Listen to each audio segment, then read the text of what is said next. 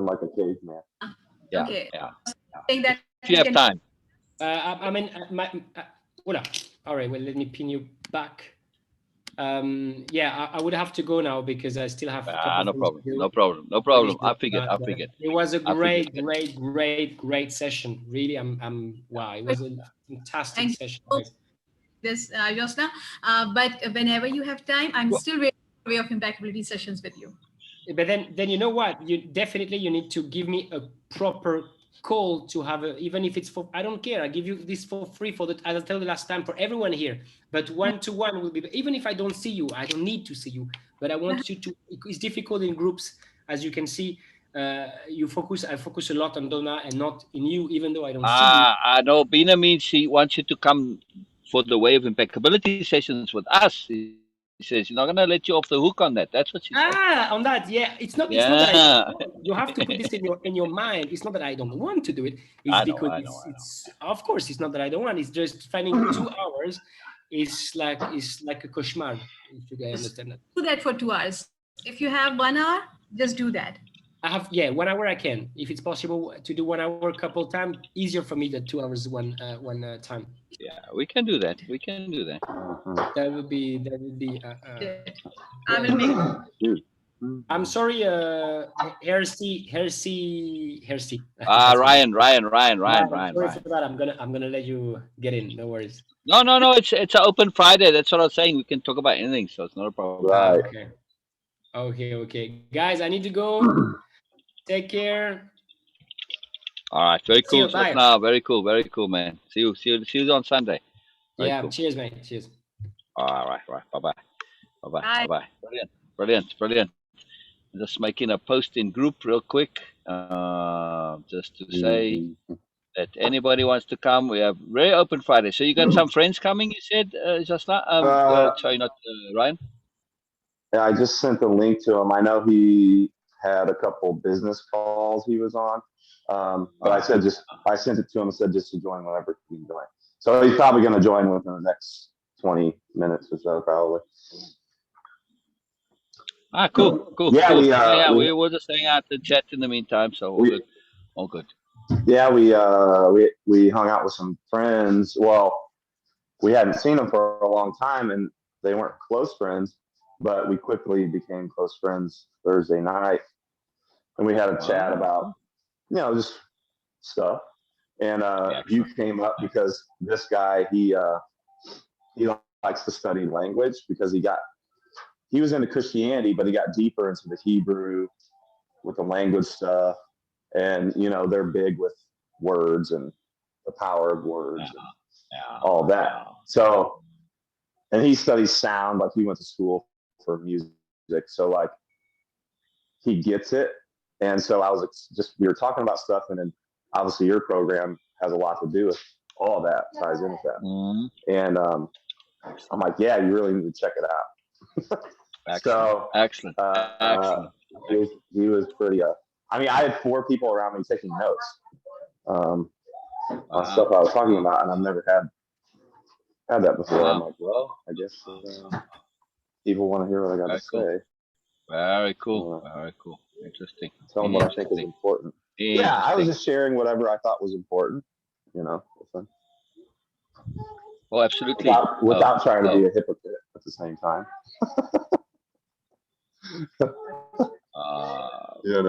Sorry, Ryan. I just need to take care of something here real quick. Somebody wants to come.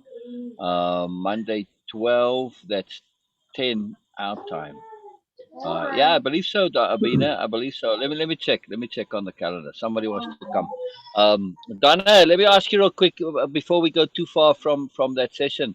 How are you feeling in terms of your energy and everything? Just how are you feeling, Donna? I feel like something clicked inside with a lot of things. Looking at the concepts and understanding that for me, the thinking mind had to be there first just to kind of have the building blocks. And then when Beena was saying the push and the pull, when I conceptually saw it in my mind's eye, and then I just sat and closed my eyes, that puts me in that mind's eye. So it literally just went. So I didn't have to think about it. So whatever the difference is, wasn't looking, so I don't know what the differences were, but I felt it. I felt very much so the difference within when I was doing that. I don't want to interrupt, but I have No a little problem, no problem. story about. I got a little story about push and pull in a little bit to share. All right, all right. I'll hold on to your story there. Yeah, yeah. It was just Okay. we're doing the qigong there anyway. Long story, but Uh-huh. that. So I was using the session since we did the movements and it went into as an exemplification of the overall abstract methodology of learning, right? Since we spoke about this, Donna, so I was using the opportunity to say Right. first we use thinking to get to non-thinking, then we get conceptualizing, then we get feeling, and then you wrap it all together. We're looking at the underlying process for facilitation, really, and our internal learning. So we want to facilitate ourselves, and this is the process. Know the stages, understand how you work, your own brain works, and that's important. Like for me, I sometimes get stuck on a particular conceptualization and then I have to throw it away and replace it with something else. It just doesn't work. And I get confused and I get discombobulated and I don't breathe like I did then. All right, that's just the example of it. It was just I got stuck in an idea. And sometimes it's too obvious. It's like I saw this in the army with guys marching. They tell you, okay, it's you need to put your left arm out, right leg back, and then you alternate, and it's right arm forward, left arm back, and it's just amazing. People stop doing what they would normally walk, and they start walking with the arm and the leg at the same side, because it's so obvious. I know how to walk. You don't have to tell me how to walk, but not everybody can do that. So sometimes you get locked into too simple things, and you stop doing what's natural and obvious. So we have to be aware of that also. It's very interesting. Very interesting. Okay, Very cool. Okay, go ahead. Go ahead. Go ahead. so can I say yes to her? Mm-mm. We have Chelsea that time. Okay. Chelsea's booked Monday. Monday we full. The soonest on Monday. The whole Monday is all the way full. Either come very early, Uh-huh. or she can come at 3 o'clock Eastern. But we can invite her in case time also. A little bit, but then we won't really get a chance to interact with her. So I mean, I'm keen to really chat with her. So Okay, so I'd rather do it when, yeah, just tell me the exact time EST so I can 3 o'clock, 3 o'clock, 3 o'clock Eastern. That would be the earliest, Okay. and then only for an hour, because that's our bedtime. Okay. Yeah, we've got that hour play there between 1 o'clock and 2 o'clock. So now So please be on with Ryan so we can so, yeah. So just in terms of what today for our open session, we probably got a lot more people coming. But I was just keen to chat about energy, just energy in any possible way, shape, or form. And this is very interesting in what we were doing, Donna, when we conceptualized the energy and how we were using essentially earth energy in everything we were doing, right? It's coming from the heels. The playing golf, absolutely everything comes from, well, the feet, not only the heels, but also very often the heels. So same thing, you play from the earth upward. And if you apply this in the same way with energy in walking, in sitting, everything, if your energy is connected to the earth, and then you just kind of transmute that out, then you don't forget. So energy and momentum too is very interesting, Donna. Just from a conception point of view, or Beena too. In for me at least, it really helps if you think of you when you push against a heavy object, right? There's got to be, if you standing on ice, what happens? You move away and the thing moves away, right? Or depending on the thing that's the heaviest. Yes. So if you're trying to push a heavy wardrobe on ice, you're going to push yourself backwards. Yeah, unless you can lock your feet in on the ice, then you can move it. But now you need to have that anchorage in order to make it happen. So we don't notice that backward force when we have a bit of anchorage, but still it's there, right? So on your body, you could just be standing normally, and if you push against something, your body goes back and your arms go forward, right? So this is the key to get that energy all the way down to flow and be anchored. Otherwise, you automatically have that back, and this is why, just using an arm in golf, swing with your arms, it doesn't work. Or in martial arts, when you just do with the arms only. Or when you do it from the feet, the hips, then you can bring the earth into it and use the earth's energy. Does that make sense, Donna? Oh, yeah. Yeah, leverage momentum. I know it's something obvious, but it's kind of nice to just connect to it and understand it, just from that point of view. Yeah, Donna, what you thinking? Oh, I'm just hearing you. Yes, Ah, yes. okay. Okay. And then again, I'm thinking of energy when it comes to learning, because I'm just going over what we've been doing, and this is useful, Ryan, just to bring it into a bigger concept here. You know, if we take uh, learning energy and we say, how can I make my learning more effective and efficient as well? So I not only want to be able to learn the thing really well and adequately and appropriately and get some expertise or mastery on it, but I also want to do so in the least amount of time. So effective and efficient, yes. So what helps in this is that what we were saying before, to take the learning energy and to break it down at first, and you break it down into individual parts. Then you get mastery over each individual part or understanding, full understanding of each individual part. Then you start building it together, and you make, okay. So let's say, because we were doing some qigong movements, since it applies to all martial arts or weightlifting or golf or anything like this. So let's just say we use the martial arts example because I can demonstrate it here now. So all right, so you're bringing out your arm, as it were, and you're working on the arm movement. Then it's arm and shoulder, arm, shoulder, wrist. Then it's arm, shoulder, wrist, hip, back muscle, and so you go until it's whole body. But you break it down into each individual parts and then into groupings. You see, like, okay, arm is it's hand, elbow, shoulder, or for the arm, and so on and forth. You make those hierarchical conceptions, and then you put them all together. And this is very useful for learning any new stuff. Break it down into the individual parts, build them up into bigger parts, take the bigger parts and put it into bigger, and you keep going until you've got a whole conception. That's the time then that you now have that single conception and you start to feel it, so it gets into your body. Because if you're just thinking it all the time, it's very slow. Feeling, when you have it really in the body, then it becomes automatic and innate, and you don't have to think. And then you can really do it from within you. Like when you ride a bicycle, if you've been riding it for a while, you don't think when you're riding, you just get on and ride, and you're whistling and playing your radio, whatever you're doing. Yeah, looking at the scenery. But it's very useful, very, very, very effective and efficient energy management when it comes to learning.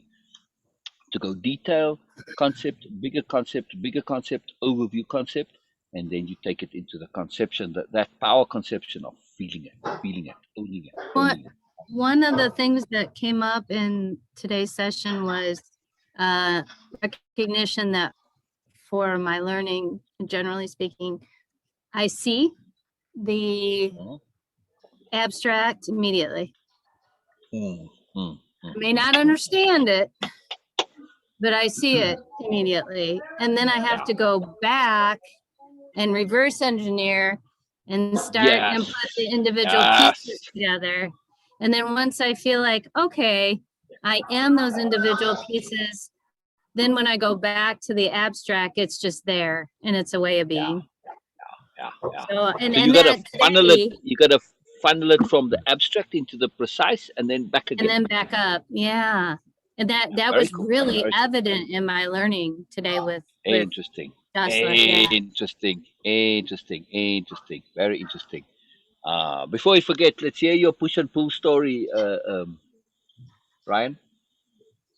Oh yes, I'm Oh, able. it just, yeah, it just, when Donna had mentioned push and pull, and there was the topic of energy, um, it just brought something up that I was explaining to Pierce yesterday, Mm-hmm. um, because we got a lot of snow, Mm-hmm. and my vehicle I was driving um, just has the one rear tire that spins, that um, pushes the vehicle, that gives it momentum, the torque. Uh-huh. And we were spinning out, and I had to explain to Pierce because he was asking, you know, questions about it.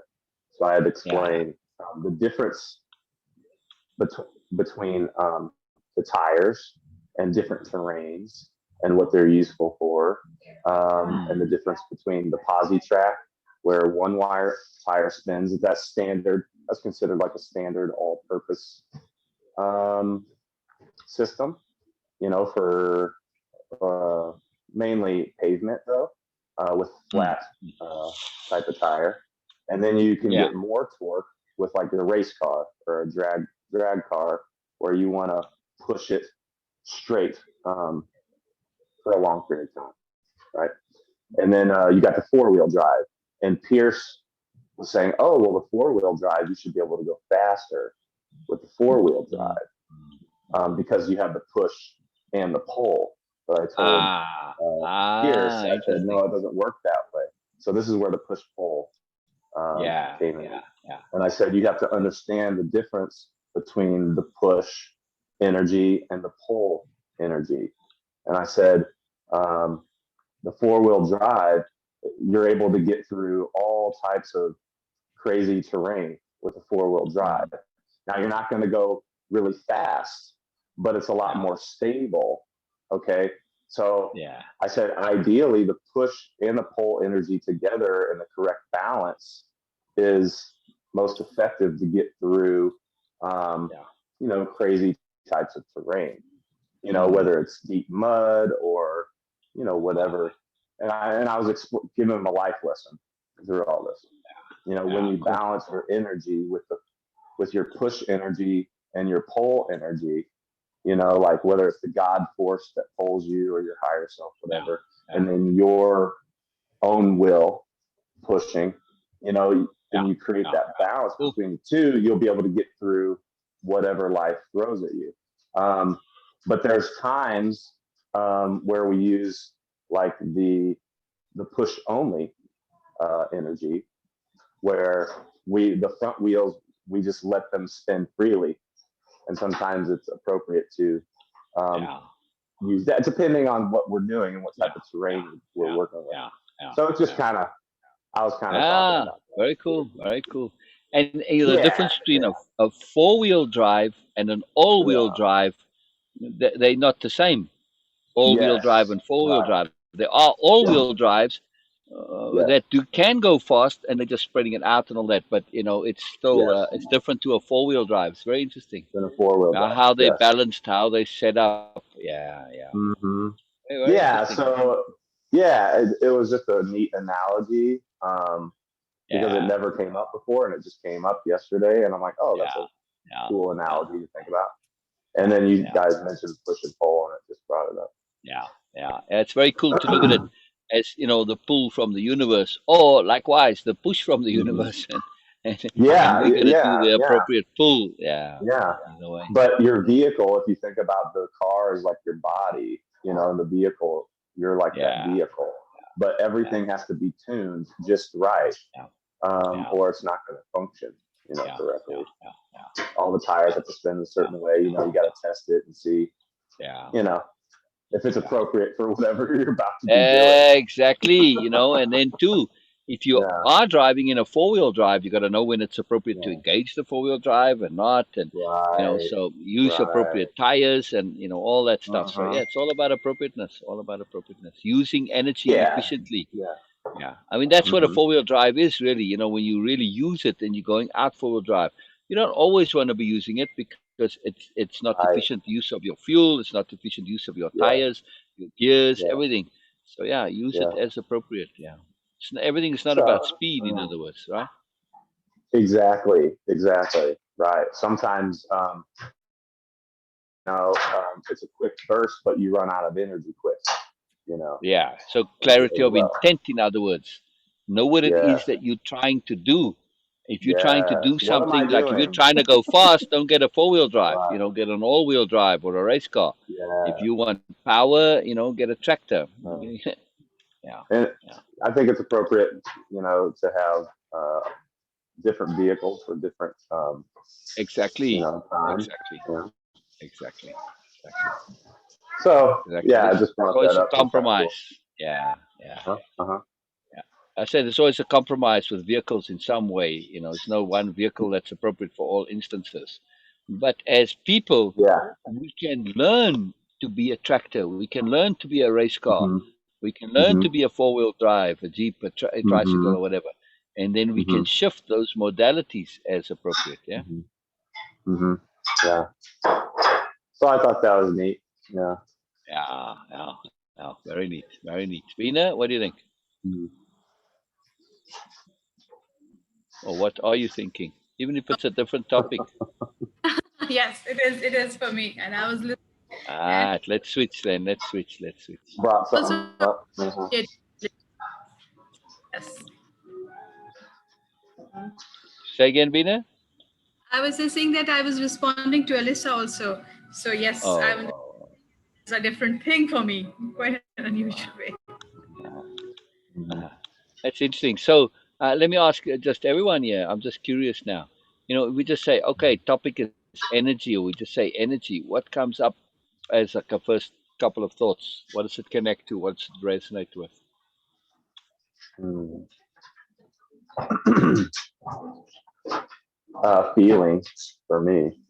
Um, Oh, when I think of, yeah, when I think of energy, um, I immediately feel like when you say the word energy, my body wants to feel what its energy is at the present moment.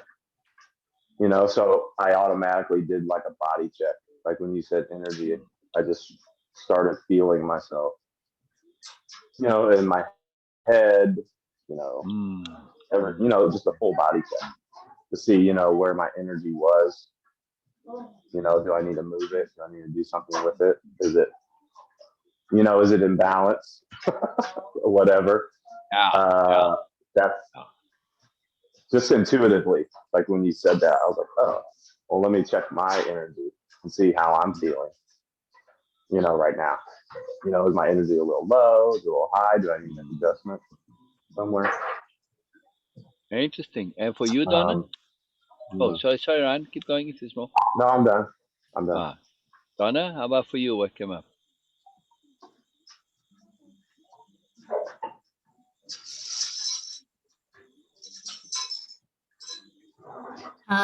Currently, when I feel the word energy, it's a authentic state of being.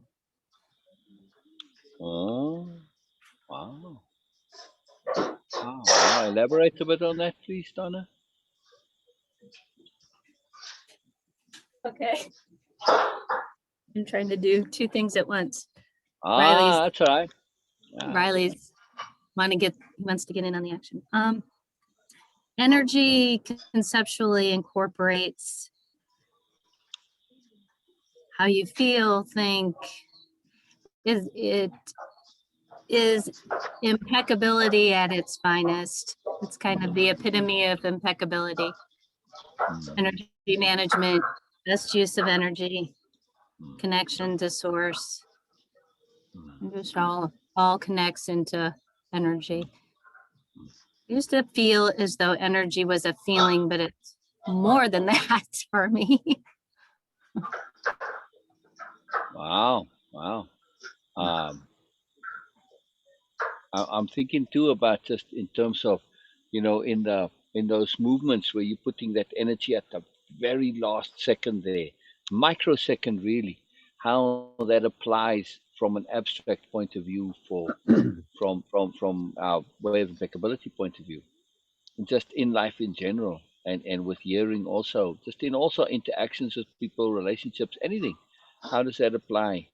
If you take it, the abstract conception of not using energy all the way, but just at that very end, that microsecond, boom, full Mhm. energy, and then you go back into kind of relaxed. How does that apply from a learning point of view? Are you asking me specifically or just the Oh, group? yeah, I'm asking you specifically, and for everyone. Yeah, yeah. Um, Conceptually, from a hearing standpoint, if I just take my hearing and helping course, I can visualize coming down from the ground, being grounded, and then bringing a way of being. So you're just kind of relaxed and in a very open mode.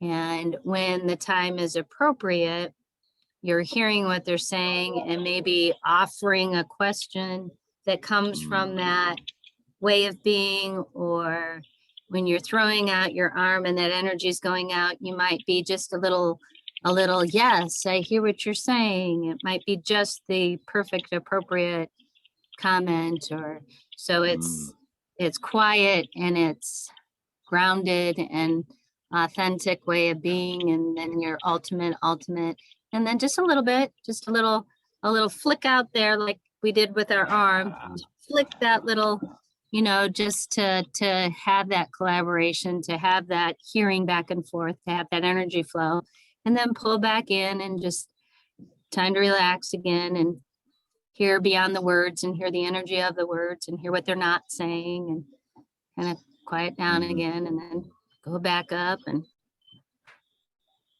flick it out there. Ah, very cool. That's a nice way of thinking of that. That's very cool. Beena?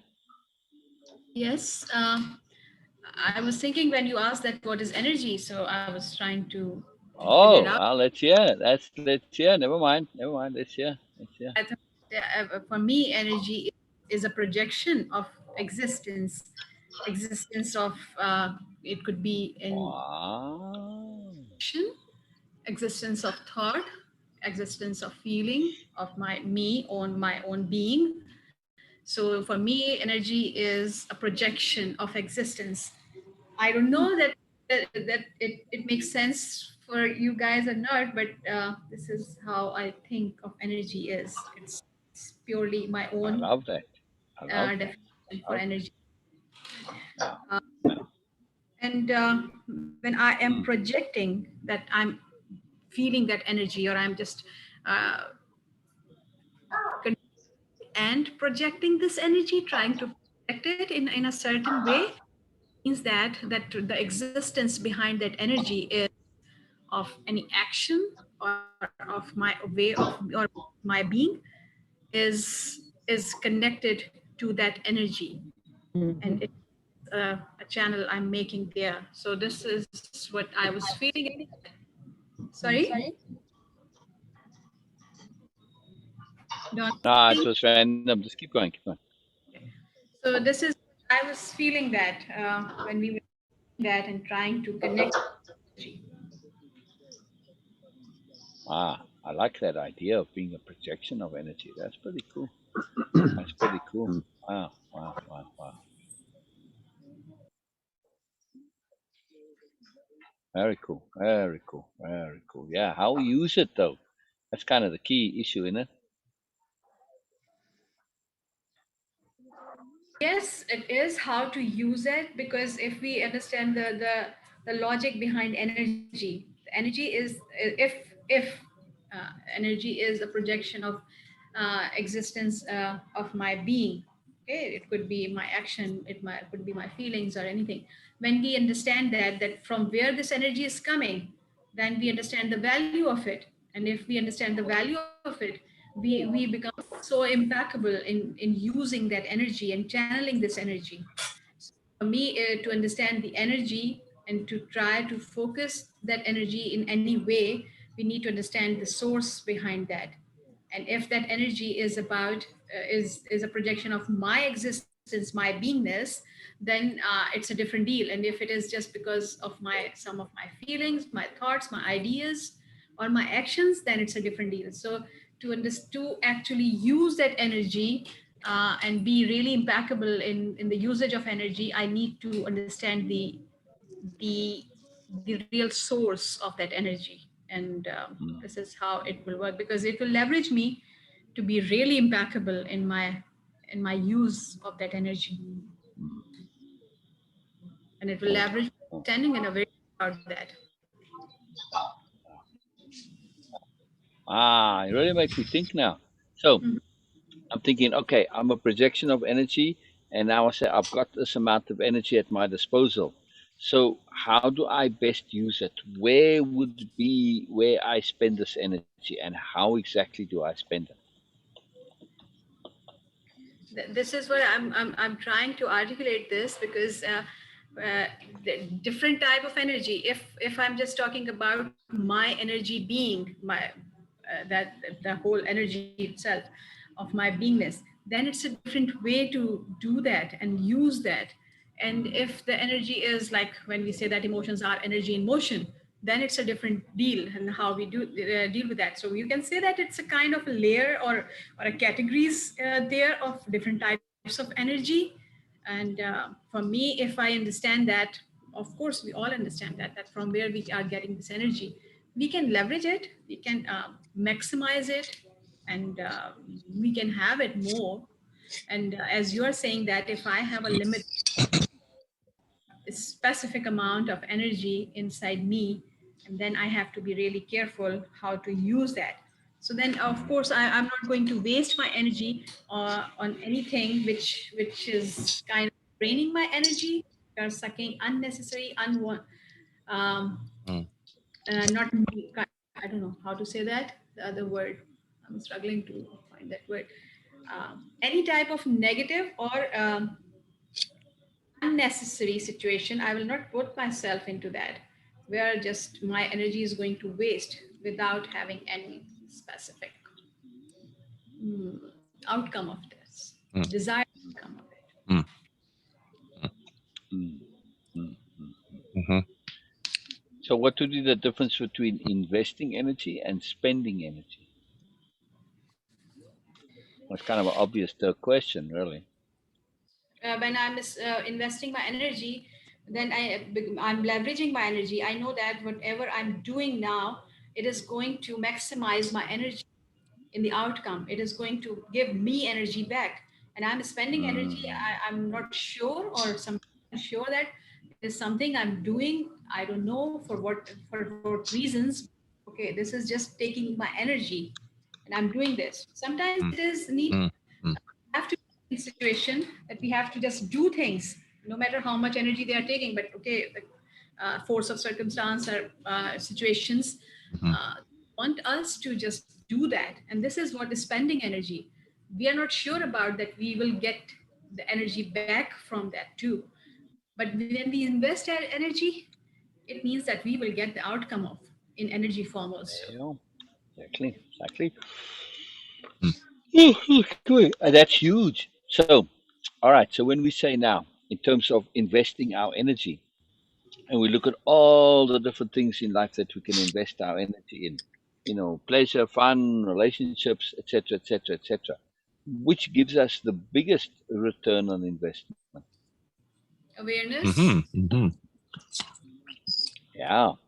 And awareness, in order to be aware, we need to learn, right?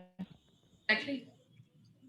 So if we invest in learning, this is a huge return on investment, right? Because real Mhm. learning, I don't mean informational learning, but Mhm. real learning where you actually understanding the how things work, for instance, rather than the details of the thing, so that you can extrapolate it, and abstract learning where, okay, I understand how to drive vehicles, so I can get into any vehicle and drive it, since we were talking about vehicles earlier, Mhm. rather than learning how to drive a four-wheel drive or a race car or a tractor or a forklift or whatever. You understand Mm-hmm. vehicles, you can drive anyone. So we want Mm-hmm. to invest in that kind of learning, right? Which is also to get there when we really want super return on investment. Even more potent than that, we can invest in learning how to learn. Exactly. How to Mhm. learn. Mhm. And Learning how to learn. Mm. Yes, then we don't have to worry with information, because information comes, it goes, it changes, it's a Mhm. variable. But when you understand the abstract logic of how Mm. things work, in other words, you learn how to make tools. You learn tool making rather than learning how to use individual tools. Oh, Mhm. I'm learning tool making. Wow. Learning how to learn. This is best use of energy. Then we can pretty much figure out anything, because we can create the tool in order to learn what we need to, or to do what we Mhm. need to. Yes? Mm. Mhm. How yes, cool is that? Mhm. what awareness Taking us. is. Oh, go ahead, Beena. I was just asking you that this is what awareness is.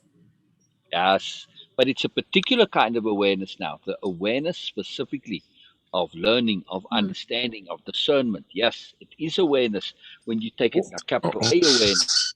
Yeah, you're getting into the abstract and the overall of things. So this is bigger picture awareness. Yes, you understand. You really, really understand, and you have that discernment. You have that ability to figure out what you need to learn in order to do this. Mhm. Plus, you understand how you learn and the tools of learning itself. And this takes us back to where we started, where we're going back to the qigong session, right? And I was saying to Donna that I was, or to Beena too, that I was just using the opportunity to articulate a little bit the underlying abstract conceptions, the structure, the foundation that makes way of impeccability work, which is that we understand how we learn and the mechanisms of learning. That we got to go detail, understand it in detail, build the next part of the machine. Take that part, put them together, and you build the whole. And then once you have the whole, you zoom out, you look at it. And a few of the tools that we do along the way is we learn to conceptualize what we do rather than just learn the movement. Okay, they say, put your hand out, don't have your fist up, have it level, all this stuff, right? But those are details. If you understand why the fist needs to be straight, it's just energy, force. If it's skew and the force comes, well, it's going to put pressure and break your wrist. But now there, the force can go down your arm. So you understand. You don't need to remember keeping the wrist straight. You do so automatically because you don't want to break your wrist. So the understanding is the issue, not the remembering. So every time we yearn instruction and we shift on our minds to say, why, get the understanding, get the underlying logic. Once I understand, it comes automatically. Then, too, right, I may still be, let's for argument's sake, just use this physical analogy. I may still be doing this. And I've got some other idea in my head where I'm looking to punch something like as an uppercut. See? So even though I'm punching forward, but just for argument's sake now, right? So I'm doing an up punch. That's why my wrist is going up, because what I'm trying to do is punch upward. It's a mistaken idea instead of punching forward. So the conception affects the implementation profoundly. And I see this all the time in different things. Golf, Ryan, by the way, it's the champion of misconception, misbelief. People Mhm. think what they're doing, they think they're hitting with their arms, they think they're hitting the ball up into the air. And those are Mhm. horrible conceptions. They're completely wrong. Mhm. It's not what you're Mhm. doing. Mhm. You play golf with your feet and your legs, not your arms, for instance, and your shoulders even, but mainly with the legs and the feet. So that's the key. It's the Yeah, conception. that's And yeah. that idea of hitting the ball up into the air, you're going to hit behind the ball into the ground all the time. And you see the duffers, Mhm. the rookie Mhm. golfers, Mhm. they do this Mhm. all the time. They do this all the time. Mhm. Change Mhm. the conception, change the Mhm. application. Mhm.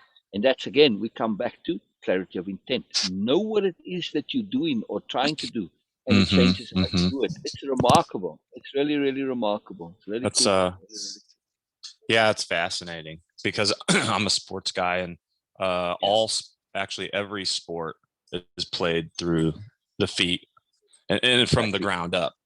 Because Exactly. we were taught that Exactly. in football, getting Yeah. a Yeah. getting the Yeah. athletic stance, they call it. Yep.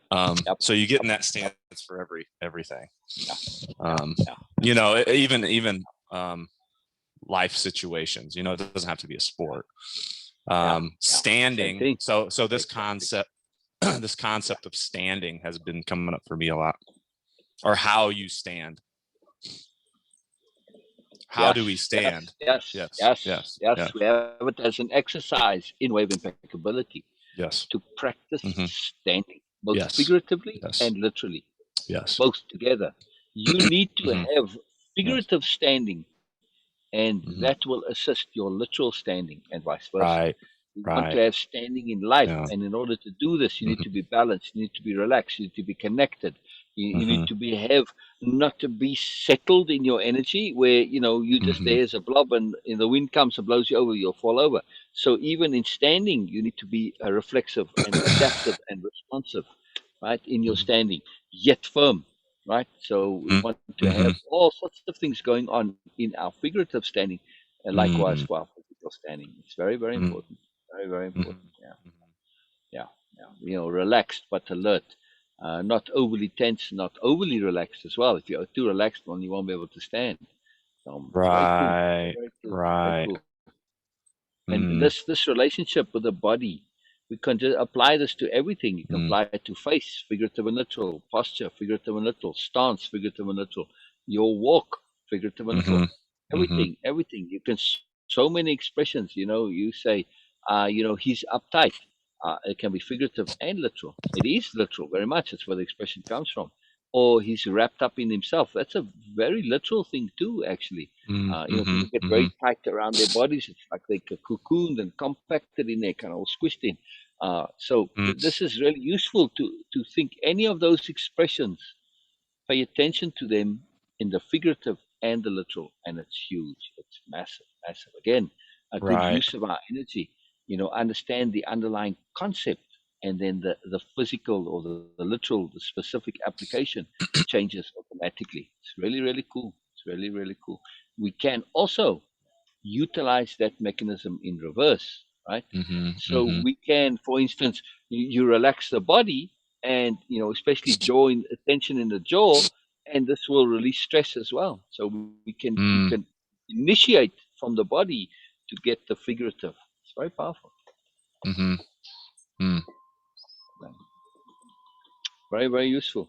So this brings us also to what we've been speaking about a lot lately, is that the connection between feeling and belief, right, Beena, Donna? To take figurative and literal, and say literal application is the feeling, and the figurative is the belief, right? So when it comes to stress release, for instance, to say, oh, I need to see that the one reinforces the other, and there's some kind of a link between the two, and that link, that belief link, usually to break that and say they don't have to go together. So if I take stress and say shoulders, I know my shoulders go up, but that's intensity, not stress. But for a lot of people, they get stressed. There's a little different deal than intensity, being precise, and it's a little different. But still, to say, and I'm happy with my intensity. I quite like it. I don't want to disrupt my intensity, so I'm happy to live with the shoulders. But nonetheless, with stress, if we believe in order to resist pressure, which is usually what stress is, it's resisting pressure or force or something we don't want to do. In order to resist it, I have to have my body tight. Not necessarily. Resisting that stress can just be, or that pressure could just be an internal mindset thing. Say, no, thank you, I don't want this stuff. And that's it. You don't have to have the physical feeling to go along with the mental and the psychological. Does that make sense? Donna, what do you think about that? Makes total sense. Beena? Yes. That's interesting too. In terms of, for me, and thinking, if I think in certain ways, my body takes on certain tensions. They're so intimately linked, and I don't always notice them. It just comes automatically because it enhances my thinking. It gets me to concentrate, and it's a very useful mechanism. This is a big one for me, or for everyone, I guess. The belief, all our issues are really rooted in these false beliefs. Like you're saying. Well, these little programs that somebody might have said something to us when we were a child and said, well, you're this or you're that. And then we just accepted it as truth or fact when it probably wasn't, more than likely. And it causes all these issues. And we don't recognize it because we're unaware, obviously. But yeah, it's very fascinating. It is. And then what complicates that? Yeah. Go ahead. Well, I understand it from a religious standpoint because that concept is taught, the faith and belief concept. So I recognize that right away because it's taught that you should only think about certain things to get certain outcomes, or believe certain things to get certain outcomes. And you're not supposed to believe, you know what I mean? You're not supposed to believe negative things. You're only supposed to believe positive things, so to speak. Like you said, all we have to do is be positive, or not be negative, or however you worded it. Not be negative. Yes, not be negative. Positive is a bonus, but not being negative. Right. That's a big deal. It's a very big deal. Very big deal. Now, the other complication is we taught to believe things, and those beliefs make us feel in a particular way. Right?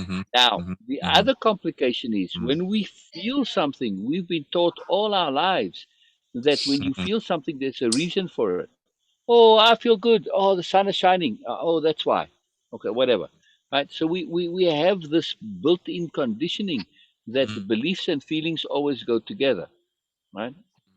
If you're feeling something, it's a look. Somebody comes in and they're all happy in the morning. Oh, why are you feeling so happy? What's up with you? Well, no reason. I just woke up happy. I don't have to have a reason. I just want to be happy. No reason at all. We're always Right. looking for reasons, So, Right. but this is a false logic.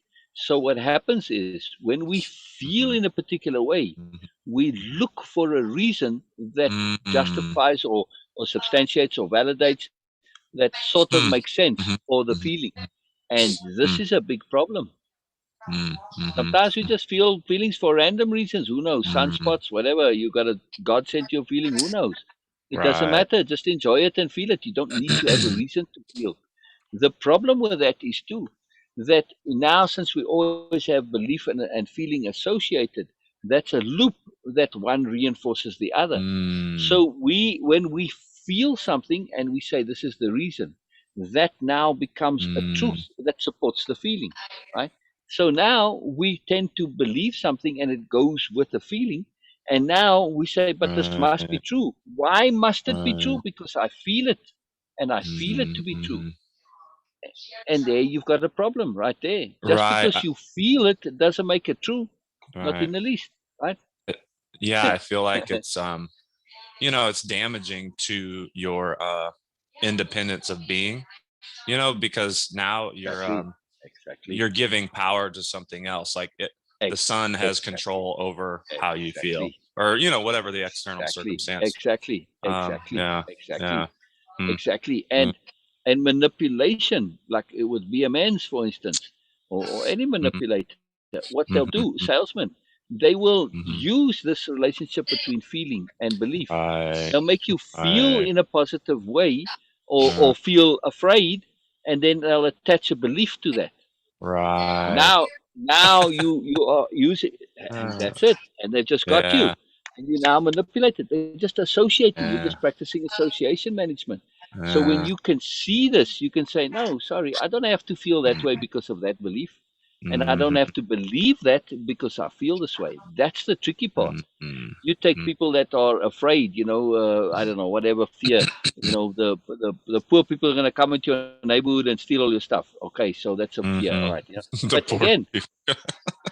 well, yeah, but now if you want to Uh, manipulate class warfare, for right. instance, Right. back in the Yeah. day, right, Well, we it's a still have fear. the caste system going on. Right, Yeah. but I mean, Yeah. it could just as well be rich people coming in to steal your stuff. Your Right. fear is of Yeah. having your stuff stolen, but Well, they've right. taken your fear of having your stuff stolen, which is a legitimate fear, and Right. translated it into a fear of poor people, because they just made that association between the Yeah. two. But because you have the fear and you feel it, Yeah. oh, now I've got to hate poor people because they're going to come and steal my stuff. Because it sounds very logical that Right. poor people are going to come. Right. Poor people aren't any more or less honest than rich people. So. Right. Actually, it could be the opposite. Exactly, it could be, so, but it's really intriguing when you start to examine what you believe and what you feel and say, where's the relationship? And then you start to separate the two. So, okay, let me look at this belief on its own without the feeling. Does this belief stand alone on its own legs? Like, okay, the poor people, yes, they can, but so can rich people, so can middle class people, so can anybody. Aliens can come and steal my stuff for crike's sake. So does this justify my fear? Now, Yeah. what am I afraid of? Really get discerning. Am I afraid of the poor people or afraid of my stuff being stolen? Right. Okay, I'm afraid of my stuff being stolen, not the poor people. So Right. associations, that belief, in Yes. other words, very, very, very powerful. I see You know this what? manipulation Oh, sorry. every single day. Go ahead, go ahead, go ahead. Well, just something came up when you're talking about this, and it makes me a little bit sad to talk about it. So we were watching a TV program because our friends suggested that it was a good, TV series or program to watch, and it's called Cobra Kai. It's about martial arts guys. Yeah, You know, yeah, the from the yeah, Karate yeah, Kid. Yeah. Karate So Kid, right? on the surface, it seems like it's an okay show. About two guys who have a feud and they're competing against one another. Interesting. But this is what me and Janelle became aware of as we watched it, and this is sad how all of this programming is within most of our shows on television. Is the caste system is played out like perfectly in this show, where the so-called bad guy, so the Cobra guy that wears all black, right? He was defeated in the Karate Kid by the good guy that wore all white, right? Yeah. And so they're associating black with bad and white with good, and yeah, it's very fascinating. So he is a guy who's poor and he's broke and he's having a lot of life issues, and he decides to do something. I don't want to spoil the whole thing, but he decides to open a dojo. Don't worry about it. Yeah, okay. So he decides to open a dojo again because he needs some purpose and meaning in his life. And he's like, you know what? And it happened because he saw a kid getting bullied. There was 5 kids. They jumped a kid out in the front of the store. They were teenagers, and they were beating the crap out of this kid. And he stepped in and he beat the crap out of these 5 teenagers to protect this kid. And right off the bat, they're trying to make you think, well, he's a bad guy because he beat up all these kids, right? And he's poor and he drinks beer and, he's a bad guy. So he rescues this kid and he's like, you know what, let me teach you about karate to help him so he can defend himself, right? Next time, which is noble. It's a good intention. And so he starts a dojo. And all the kids who are like who get picked on, they're kind of weaker kids or nerds or whatever you call them, the low kids in society. He starts training all of them to build up their toughness and their beliefs about themselves, to change that, to believe that they're more than what they were before, right? So this is all good stuff. And the good guy, right, the hero who wears all white, he's a big car salesman. He owns all these dealerships. He's got lots of money. So their house is fancy and all this stuff. And the poor, and it's funny, the poor kid, he's Hispanic and the rich person's white. So this is very interesting where the race comes into it too, because the two main poor people are black and Hispanic. Okay. And this is really sad that they do this. It's really, really sad. But like, I want to switch the stereotype a little bit. Oh man. I mean, they are programming people through these shows to believe these things that are just not true. So they make the Hispanic kid look bad. He tried to date the white girl. They liked each other. And then she ended up breaking it off with him because he's like a bad person because he's poor somehow. And then the good looking white guy comes in to like rescue her. And it's just, the whole show is awful. I mean, it's a terrible, terrible show. Everybody thinks the show is the greatest. And I'm like, this show is terrible. Well, that's popular. That's popular entertainment for you. That's through the ages. That's always been the case. Well, I guess the thing what I'm coming to is the lack of awareness. We really need so badly to become aware as a society, because it's just, if we don't, we might be in for some hard times because we can't keep going down this path of unawareness. It's just going to bring so much trouble. Exactly. So when Beena mentioned awareness being like, the most important thing, it's true. Absolutely. And the more aware you become, you start to realize how unaware others are around you. Not that you're judging, you're not there to judge them, but it allows you to have compassion, I guess, in a sense. Exactly. And the other part of awareness is to become aware of how unaware we are. Yes. That's to me Yes. my daily mission, Oh, is to be aware of it's my awful. Yeah. unawareness. Yeah. Not Yeah. aware of my awareness, but to be aware of Right. my unawareness. That's the Yeah. challenge. That's very Yeah. humbling. So Well, that's where yeah, compassion comes in, because you can tell yourself, well, you know what? I was at that point at right, a certain right, stage. right. Like, But, how unaware am I still?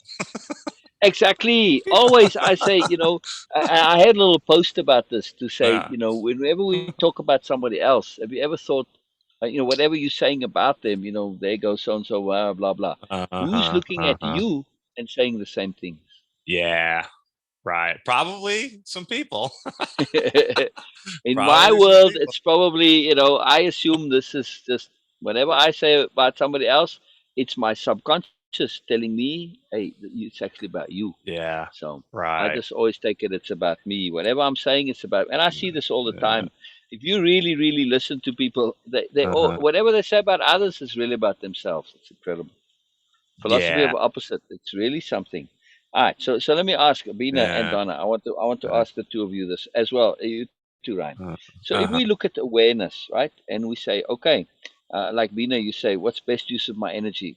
Awareness, enhancing my awareness into investing in learning how to learn, in learning all the details of learning all this, right? Mm. So what would inhibit my awareness? What would drain my energy from awareness? Mm. Mm. Ego for me. Ego's one. Yes, yes, Mhm. yes. More Mhm. specifically, get into Mhm. detail. And that ego is sprouts like so many other things. It likes, okay, Mhm. Mhm. and more branches. Whatever I'm going to do next is will be from that ego. That root will be the ego. Mm. It could be anything. Like Ryan, when you mentioned about that, awareness is very Mhm. humbling. It Mhm. is humbling, and yes, and as you mentioned, that Mhm. creates more compassion. Other. Mhm. When we become a bit of aware, we can, just a little bit of awareness can make us be open about everything and every action and every gesture and every situation, to see Mhm. it in a different perspective. Like Mhm. we can see that how acting before, and now the other person, no matter how horrible the act is, we can think that they might be unaware. It is not a bad intent behind that. Mhm. Mhm. It's awareness, and this is Mm.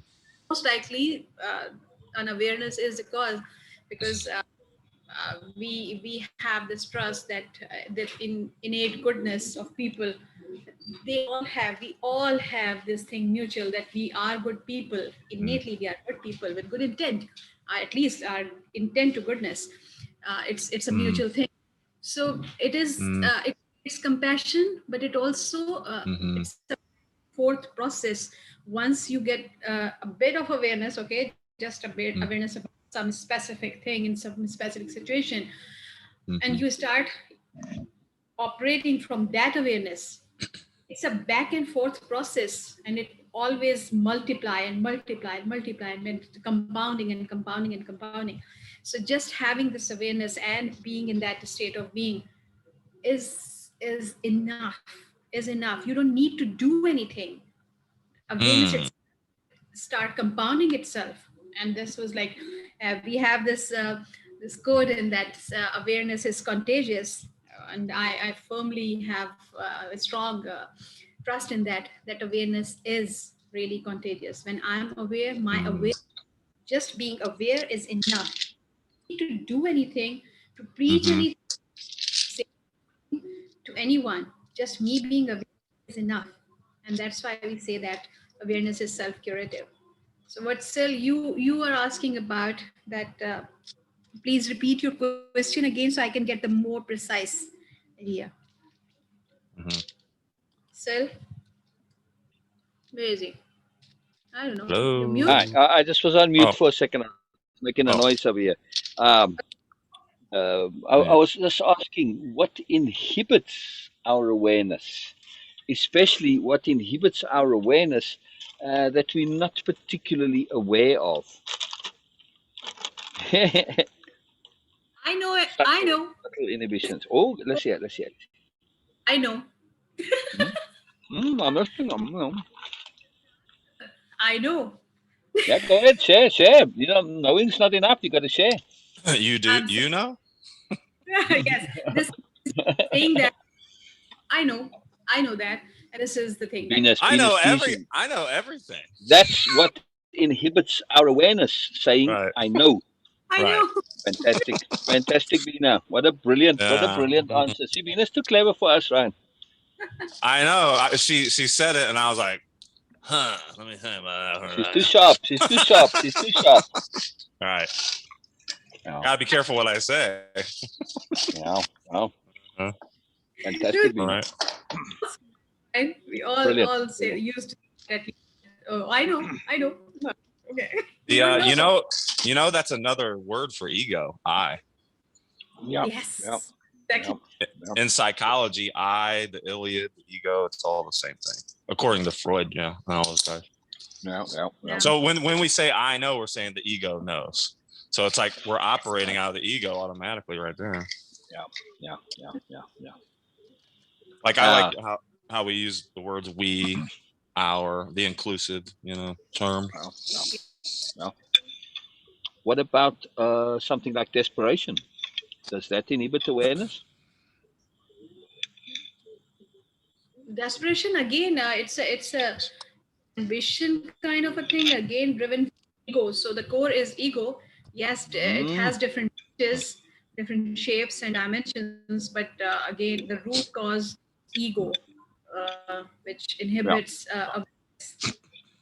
sometimes just having ideas, but okay, I'm not aware. Unawareness itself is becomes inhibition for awareness, because in my understanding, because of my conditioning from culture, society, religion, elder people in my role models in my life, I got some ideas and beliefs that, oh, this is how things are, and it which inhibits me, that no, this is the way I used to do things, this is the way I have been taught, this is the way my religion say, that this is how Mm-hmm. culture society. Mm-hmm. So this unawareness of understanding and an unawareness of my abilities to actually do and analyze things by myself. Sometimes we are not just aware that we can do that, we can think it through to the end if we can try. This unawareness really cause inhibit us to become aware. We inhibit awareness. Now, desperation, in other words, Mm-hmm. is an attention focusing mindset. Yeah. Yeah, desperation to be something, wanna be. Or just any kind of desperation. I'm desperate to Okay. be in a relationship. Doesn't that Mm-hmm. really focus my awareness, that desperation? That's all I'm thinking about. I'm thinking about not being in a relationship rather than being in one. Is that kind of rooted in desire or want? Maybe like It's a rooted false. in inappropriate desire. Yes. Yeah. Yes. Yes. Mm. Yeah, the All right. inappropriate desire. That's a good energy waster. Yes. Absolutely. Now, I got into trouble with somebody, a dear friend, when I dared have the temerity to suggest that the Buddha might just make a little adjustment to his Four Noble Truths, which is all about the desire Still being. telling the Buddha to change his philosophy. Yeah. I said, okay, you know what, Buddha, just add in the one word, please. Just add in. It's not desire which is the cause of all trouble, but inappropriate desire. Because Yeah. people think they got to eliminate all the desires. So what about the desire to Mm-hmm. be a Buddha? Because that's what Buddha taught.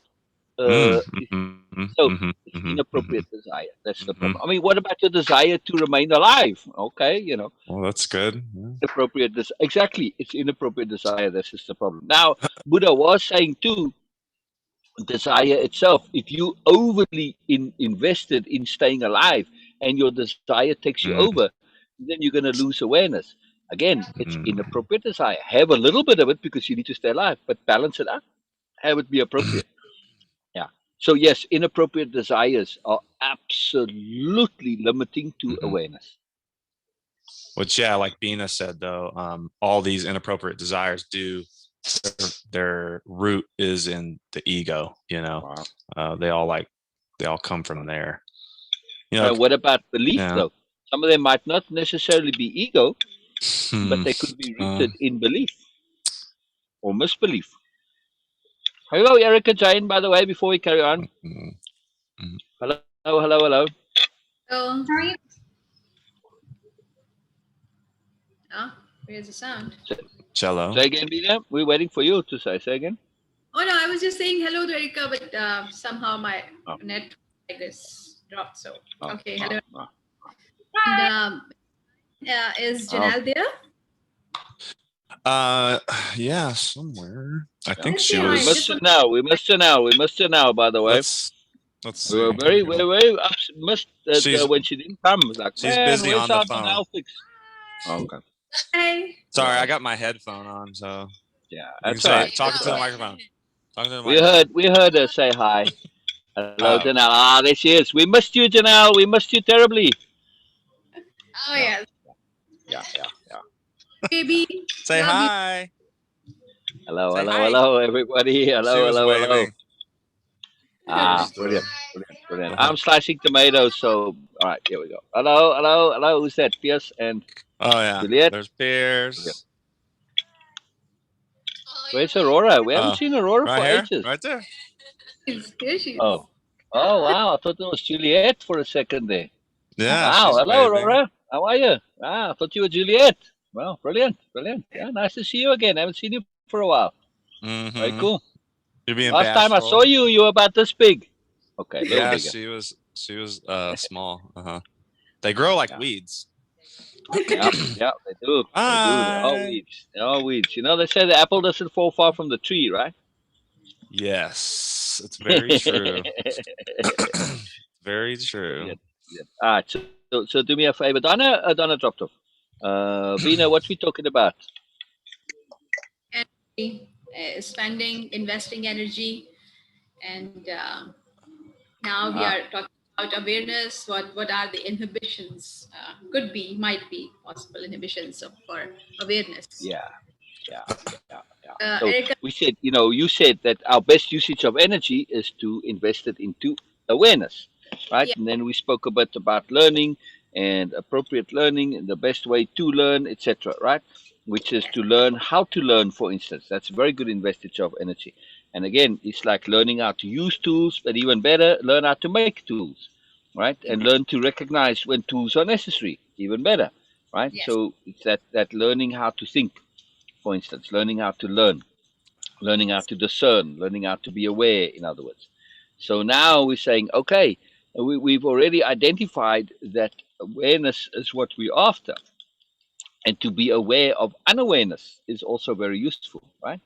So now we're saying, what can we say? Oh, but how do I know if I'm unaware? Well, let's take a look at what actually causes unawareness. And we said, okay, ego. And then I brought up specific implementations of it, which we don't necessarily associate with ego and aren't necessarily tied to ego, like desperation, we said. And then I said, okay, what about other desires that, oh, yes, Donna back. Brilliant. Brilliant. What about other desires, such as the desire to stay alive? If we get over immersed in that, then that's going to limit our awareness and make us unaware, no? yes. Hello back, Donna. I was wondering what happened to you. So, so the question still is on the floor here, Donna, because we're waiting for your answer. It is what in our lives of any type or nature, uh, what anything contributes to unawareness. Um, let's see. I know this. There's no right or wrong. It could be 100 things. We're just saying, No, I know potentially this. what possible things. I absolutely know this. Right. I Lovely, know Donna. too. So you don't even need I to say love anything. that. I You don't love even need that. to I say love that. anything. That was Beena's Right. genius answer, which she Right. also said the same thing, Donna. She Let's said, "I I know know. this." I was here. Yeah, It'll yeah, yeah. Oh, you. we- Oh, okay, okay. It I was for know. Erica's benefit. Then I the two of them know. are too clever for us, Erica.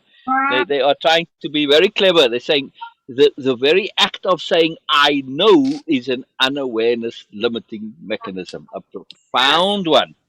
Yes, yes. It took us a while to go aha as well, Erica. uh-huh. So Yeah. love it. I Yeah, we love might it. as well I love just it. end the session now. So I Right? mean, There you We all go. know There you everything we go. need to know. That's right. That's right. That's right. Very cool. Very cool. It's redundancy. Redundancy. So, uh-huh. so desperation is one assumption of knowing, which could you say that's arrogance in a kind of a way? Yeah, For sure. Donna, Beena. Oh, yeah. Yeah. I mean, when you said "I know this," were you being arrogant? Right. I just have to tease them a little bit. Just get my own back a little bit here, right? Is the But it is right. I yeah. know this. It's an unintentional arrogance. You know, whoever says that usually, like when you look at the kids, it's oh, I knew that. No, you didn't. But they don't. If you said, well, isn't that kind of arrogant? Pretend that you know stuff, Right. Well, the ego, especially when you don't. it's like it's its own entity, and it has certain characteristics. Yeah. You know, these concepts that we've learned that really, like you said, they're beliefs and concepts that really we have no use for. You know, they're Exactly. not very Exactly. useful. Now we're starting to get somewhere. Yes. Mm-hmm. Yes. So we say Yeah. a big deal things like, obviously desire, desperation, ego, ambition is a big one that can limit you because it's a focused attention.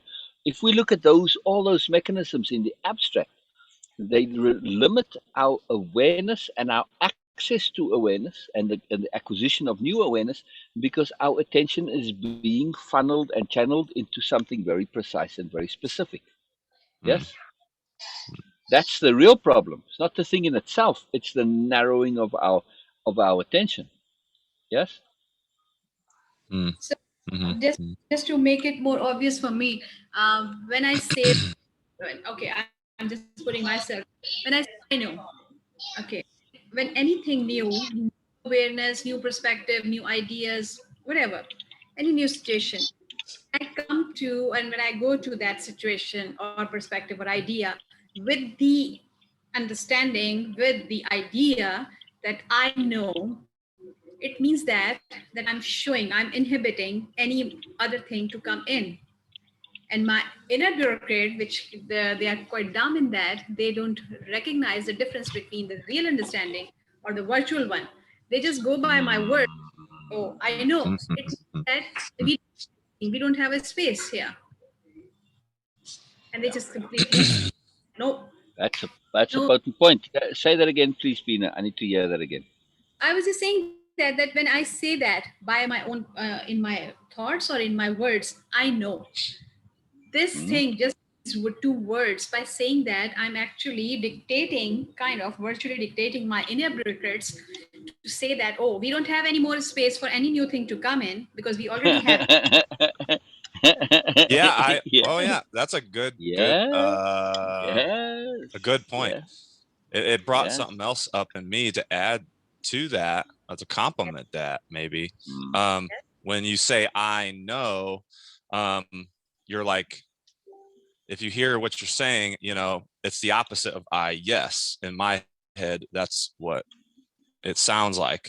Ah, So when you're saying I know or ego no, you're saying no to the ego, but maybe, instead of we're like pushing the ego away or rejecting it instead of accepting it as that's a part of us and forgiving it, because acceptance is rooted in forgiveness and all of this and love. So instead of loving that part of ourselves to heal that part of ourselves, when we say I know, we're rejecting that almost and like putting a wall in between, and then it doesn't allow us to even heal it. So maybe we should start saying I yes. I know somebody who says that a lot. Yes. Oh, I I thought you don't know. said I'm I just being guess. funny. I guess. Not I guess. yes. I guess. Anyways, but Beena made a really good point. It just, when she was talking, it was just bringing a lot out of me. So this thing that I know, it's kind of like we say that, oh no, no more, because we don't have any space, and we are actually limiting ourselves. You're shutting down the brain. Exactly. Right. Yes.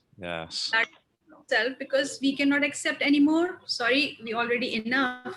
So we have awareness, and this limitation will definitely cause in other situation in future. But in that, so contained that, oh, I know this stuffness, this stuffing inside is just ego. Interesting. Man. Erica, Yeah, I'm keen to hear from you. Yes. Okay, so my brain immediately went in a particular direction when I first heard you guys talking about all of this. So I agree with everything Beena is saying, but subject change, or not subject change, but new the one that first came to mind for me was a desire to be good, like lowercase g, inappropriate application of goodness. I think a big thing for me in terms of sort of preventing awareness, because in my desire to be good, a big part of what I thought was good was listening to other people's beliefs about me, about the world, about whatever. And that prevented me from wow. Wow. Big point. Big point. Yeah, that's good. And that's what that Erica saying, you just really give a fantastic exemplification of what I was going to say, which is, let's go back to where we were a little earlier with beliefs and feelings and that loop. In terms of limiting awareness, a belief associated with a feeling that can be ridiculously limiting. Look in this case, right? You believed that you had to believe others as because that made you a good person. That chain belief, right? And that resulted in you feeling in a particular way. And that particular way of feeling entrenched those beliefs. And it kept the cycle going. And it kept you in an unawareness bubble, yes? Right. But it's the connection to the feeling that's important. Right? At some point, you said, you know what? Okay, but I don't really care for this feeling anymore. I got to change this feeling. And that's only when you started to look at changing the beliefs, yes? True. That's true. Yeah. Yeah. I mean, you never really cared for the feeling back in the day, but you just accepted it because, well, that's what, you're a kid. You just got to, you don't have a choice. So we accept an unpleasant feeling, yeah? I think that is part of what we've been talking about for the last few weeks, of this sort of part of myself and feelings that I had that because I was feeling them, I thought they were bad. And it thought it made me bad because I was kind of going like, I don't know that I believe this. I'm not sure this is a good thing. And then it was like, well, if I'm questioning this, then I'm bad. So I have to shove that down because I can't do that. I can't feel that way. So yeah, there you go. Never-ending loop. Look at what you just said. If I'm questioning this, I must be bad. Boy, oh boy, oh boy, oh boy. Talk about profound leverage points on our unawareness. It's that. I mentioned this before. Typically, especially if we grow up in a religious background, the 11th commandment, the unspoken commandment, but the one that's pretty much pushed the most is "Thou shalt not question." That's it. That's what obedience is. I got into the big discussion with somebody, and it was, race came into all this. So, yeah, but you South African, and you grew up in a culture that conditioned you to be superior. I said, you have no idea about white South African culture. It's Amish culture, for crikey's sake. It's not about superiority in Amish culture. You're taught to be obedient. This is the number one thing, right? Mm, When you grew up, Ryan, you weren't taught to be superior. You were taught to be obedient, right? right. Same Right. thing. Yeah. Eric also grew up with religion as part of the thing. Same with Donna. You're This not was allowed what to. we were Yeah. be obedient, be obedient, be obedient. This was the number Mm-hmm. one thing, because it's not just a religious thing. You go to school, number one thing, be obedient. And obedience really sucks all of awareness, because you're just following orders. That's it. You're not thinking, and you're taught not to Right. think. Right. So Right. obedience. Yourself, right? You're taught not to think for yourself. You're taught to Yeah, think. exactly. But not for yourself, right? Right. But is that really thinking or regurgitating? That thinking that they taught us. It wasn't real thinking. Mhm. It's just regurgitating. Sorry, I'm just reciting what you told me to recite. I'm not thinking for myself. It's when we see in the tests, somebody has a son who's Mhm. some autistic, Mhm. and they did a Mhm. test, whatever, and they said, "What was the question Mhm. again, Beena? Do you remember?" But it was like 7 pennies. What do you get? And they made a 7 with the pennies. Yes. And it's very creative. But no, Mhm. you didn't get it. It's about math, and it's about showing what 7 pennies is. But that's thinking for yourself. You asked your question poorly. Don't blame me because you asked the question poorly. Mhm. So when it comes to this thinking that we're taught to think, not really. You're taught to think specific things in a specific way, right? Absolutely. Erica, Yes. Dr. Naj, Yes. Dr. Naj. When Erica was in college, she had this fantastic professor. So share a bit what he did to teach real thinking, not just regurgitation. Oh man. Um, I mean, he did taught you to think, didn't he? he did. Um, man, that's an interesting question. What did he do specifically to teach us to think for ourselves? That's a good question. So one of the things, um, I shared this several times. One of the things that has stuck in my mind so much, from my time in the classroom, he was the classes that I took from him were, very heavily math based, and my brain does not function well with math, and so, in every previous mathematics based class I had taken, especially in college, the professors showed absolutely no interest in actually teaching us anything. It was just kind of like, okay, rattle this off, figure this out, spit the answers out as quickly as possible, move on. And when I got assigned to Dr. Naj's class the first time, I was so nervous because I had never done well in math classes. And these were really hard. This was like beyond just normal calculus or something. You really had to be thinking about what was going on. And the first test that we took, um, in one of the classes I took from him, the process of answering these questions was very tedious. There were calculations that had to be done, lots of thinking things through. The answers were never reached immediately.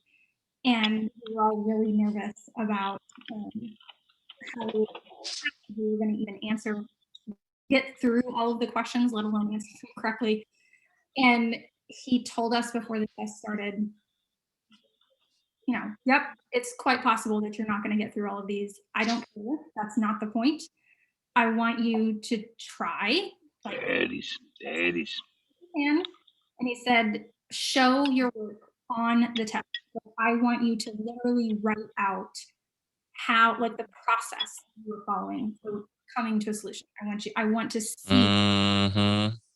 And if you don't get the answer, that's fine. Just show me Mhm. you're attacking this and what process you're using. And Mhm. So cool. So cool. we included that thought process in our grading. So as long as he could see that we were correctly thinking things through and approaching the problem it didn't matter how we were approaching it, or even if we got the right answer. He was just encouraging us to start trying and guessing and moving things through and sort of thinking through things. And that was so vastly unlike any other professor that I had ever had before or since. And it wasn't about getting the right answer as quickly as possible or faster. Trying, like attempting, testing things out. It was about failing, messing up, not getting the right answer, but keep going, like keep trying. Okay, I tried this, that didn't, was something else. That was huge, really huge for me. Love that. Wow. Yeah. So Wow. Completely changed the way I saw math too. I like that started something that made me see math in a completely different way, as something that helps me explore and explain the world around me, instead of something that's like rigid and black and white, yes or no. It was like, no, math is creative, and it's not perfect. There's not a right or wrong answer. It's experimentation. Math is creativity. It's attempting to explain. I've never thought of math that way before. So yeah, it was huge. If I might add a tiny little side note to that, just something that came up recently when she was talking. So it sounded like your teacher was trying to prevent you from taking a shortcut. Yeah, that was a thing. It was no shortcuts, absolutely no cheating. Right. Just something that I learned the other day because I'm learning about writing and language a lot. So we write in cursive, right? And cursive, I just learned, is a form of shorthand. That's why it was created. If you know what shorthand writing is, it's just a bunch of little scribbles, and it's hard to read for most people. But you're taking like a shortcut, instead of printing every letter out. So cursive is a form of shorthand, and they named it cursive because it's rooted in the word curse, which literally means a shortcut. Really? I didn't. Yes. That's really interesting. I didn't know that until this week, actually. So most interesting. So just to, something to think about.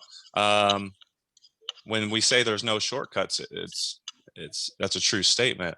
A shortcut literally is a curse. When you want to take a shortcut.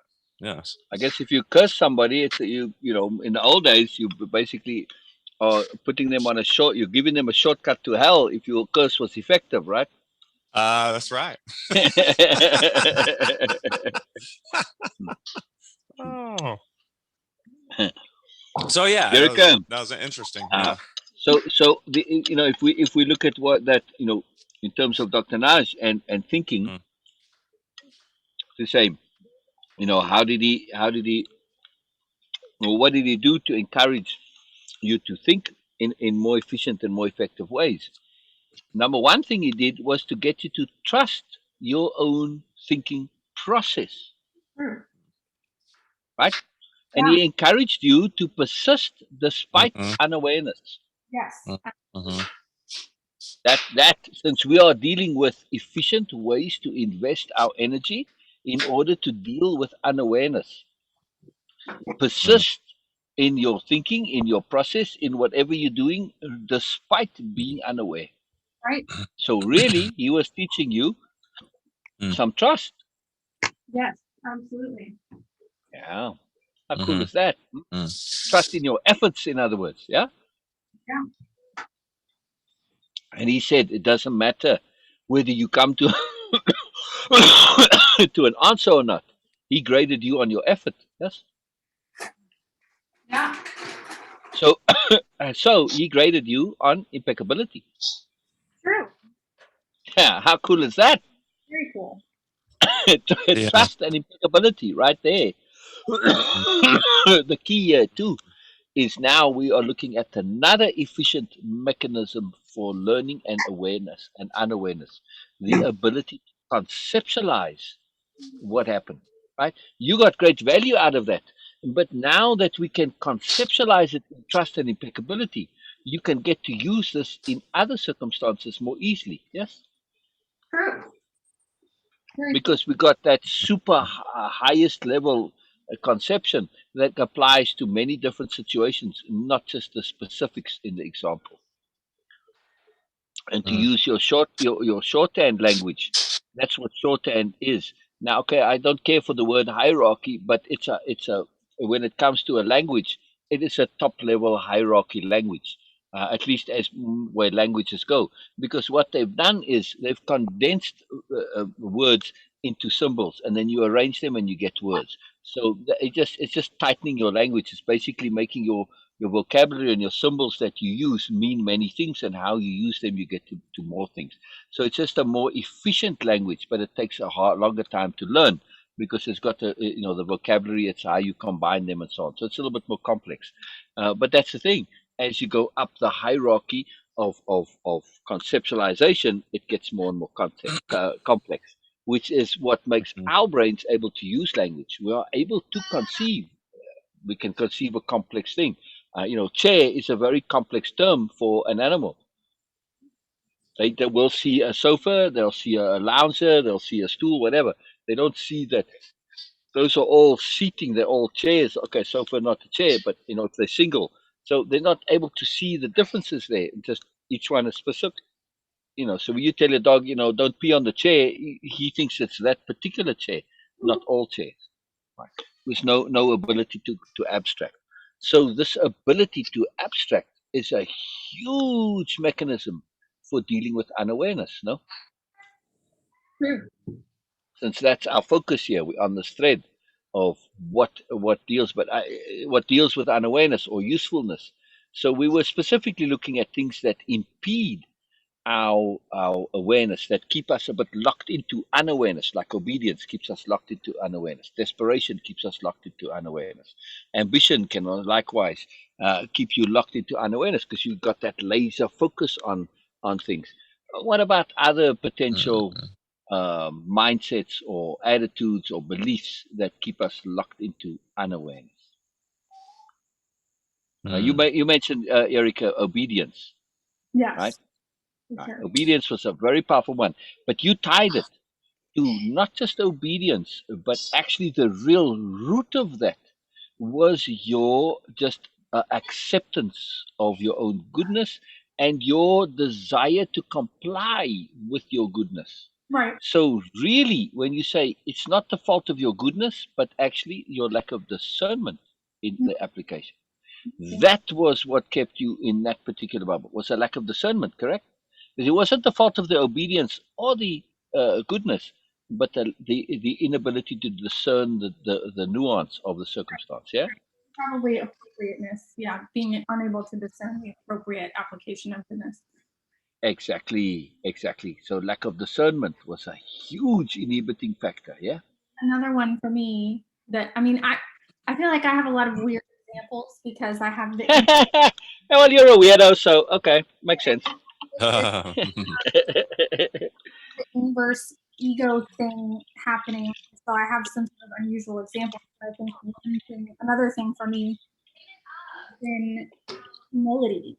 This like over Oh, yes. abundant sense of humility has definitely impeded awareness for me, because Yeah. too much awareness in my mind somewhere went against humility. Mm. Yeah. Uh, say again, Erica. Say again the last part. You faded in and out a bit with humility, please. I'm eating at the same time. I'm trying not. Is that why? Oh, all right. I was saying that somewhere in my mind, the idea became cemented that too much awareness, or like too much awareness or wanting awareness was not humble. Ah, wow. Wow, wow, wow, wow, wow, wow, wow, wow, wow, wow. Keep going, keep going. Sorry, I'm just getting excited. Keep going, keep going. Sorry, I'm interrupting you. Sorry, sorry. I mean, I don't know. That's the basic idea. Yeah. But yeah, I mean, I think we were talking yesterday about Mm. Beena and I both feeling like we were in this kind of weird in-between space when we were kids, of feeling our own moreness, knowing we had a moreness, feeling older than we were somehow, or more than we should be. Yes. But and realizing that we were gaining praise to some certain extent from like authority figures by being that way, but also receiving a lot of negative feedback from peers or some Yes. other people. So I think for me, that, you know, that weird sense of humility was kind of born out of that situation, that I felt like if I was leaning into my moreness and really searching for more awareness, trying to learn, trying to grow at a rate that felt normal for me, that I wasn't being humble, that you know, that was wrong, because I was trying to help other people. You know, here's these adults, oh, you have all these abilities, and I didn't want to hear that because it made me Yeah. better than other people. So that became, you know, too much awareness is a bad thing. Yeah. I was just gonna say, it feels like when I hear you talk about this stuff, that this ego that's implanted in all of us, it's like copied, or it's attempted to copy these concepts that are good, like humility, and it portrays them in an inappropriate way because it's a copy. It's not like the original humility. It isn't humble, so it has to like pretend or act or whatever. So it creates this false version of humility that we get deceived into believing is true humility because it looks similar, but it's, you know, something's just a little bit off, you know, and we just learn it. You know, we're just programmed because our parents learned it from their parents and their parents and their parents, and it's just kind of passed along, you know, and so we don't really like, you know, think to question it because, you know, they're also programmed to punish or discipline anyone who doesn't fall in line with that, you know, false humility or false goodness or whatever it is, you know. So we attach, like Sil was talking about association earlier, you know, we associate these negative feelings with something that's actually, you know, should be good for us to do. But they're like, no, that behavior, you know, true humility is bad, you know, so we're going to like hit you and make you feel pain if you ask questions and really try to be sovereign, you know, within yourself, you know, so it pushes the real you down and it elevates that ego even more, you know, until we can, you know, face it, until we can learn to stand. So we were talking about standing earlier, so it kind of plays in with that, like learning how to stand up for yourself, you know, in the face Stand of alone. authority. Oh yeah, stand alone. That's even better. Instead of being reliant on whatever it is, you know. I don't know. Yeah, that's a Dependent lot on there. others. That's starting to get deep. Oh, good. Absolutely. So, Yeah. Yeah, that's good. Talking about that concept of inverse ego. About, you know, ego, sometimes if there's something preventing ego from sort of latching onto its typical methods, that it will latch onto something else. And we were talking about humility, that, you know, being able to discern when humility is being driven by ego instead of original place. And that's, Mm, That's I love what you were saying. that's the problem. Yeah, I love what you mhm. were saying about the copy. I haven't ever thought about it that way, but that inverse ego, it's not only ego that's inverse, but it's the humility that's sort of a mirror copy, and it's not the normal version of humility. Yeah, This is kind of sucks. so. Because yeah, go ahead. Uh, you were saying that, so it seems like that it was our strategy to really a sneaky one to blend in, don't stand out, Mhm. right? You're able to, so to avoid the consequences of your awareness and your equipment, Right. it was a strategy to just try to blend in, don't stand out, Right. feel it. So it's a very tricky situation, because Mhm. be ego that, oh, I'm good and I'm trying to hide, but it also could be the strategy our mind creates. Okay, because you have to bear the consequences of this, so blend in, just try to fit in as much as you can. So it could be both for me. Yes, this is really interesting. Wow, Hmm. very cool. Yeah, I Mm. learned that the copycat. The reason I brought that up is because I learned a lot of hard lessons in my life. So Yeah, you do. Yeah, you the do, more, bloody hell. yeah, I'm a, what do you call it, nincompoop? Um, There you go. There you go. so I learned the copycat thing because I used to be a copycat because I didn't know how to be me. I didn't even know who I was. So I would just copy what other people did, and I thought that was normal. And I got really good at doing it. I got so good at being a copy, I didn't even know what the original even looked like, because you couldn't even discern it anymore. And some